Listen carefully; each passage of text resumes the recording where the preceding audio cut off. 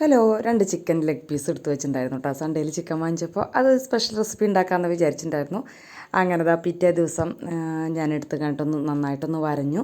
കുറച്ച് മുളക് പൊടി, ഇത്തിരി മഞ്ഞൾപ്പൊടി, പിന്നെ ഞാനൊരു മിക്സിയുടെ ജാറിലേക്ക് ഇഞ്ചിയും വെളുത്തുള്ളി കറുകപ്പട്ട, പിന്നെ കുറച്ച് കുരുമുളക്, 2 കറിവേപ്പിലും കൂടി ഉണ്ടെങ്കിൽ അതും കൂടി ഒന്ന് അരയ്ക്കുക കേട്ടോ. പിന്നെ കുറച്ച് തൈരും കൂടി ചേർത്ത് നന്നായിട്ട് അരച്ചെടുത്ത് അതിൽ മിക്സ് ചെയ്ത് പിടിച്ചു.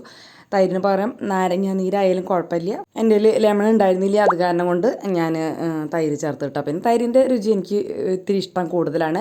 പിന്നെ തിരിച്ച് മറിച്ചിട്ടിട്ട് എല്ലാ ഭാഗങ്ങളും നന്നായിട്ട് ഫ്രൈ ആക്കിയിടുക, നല്ല മുരുമുരാന്നാക്കി എടുക്കുക കേട്ടോ. അതിനാണ് ഞാൻ ഈ ചെറിയൊരു ചീനച്ചട്ടി വെച്ചത്.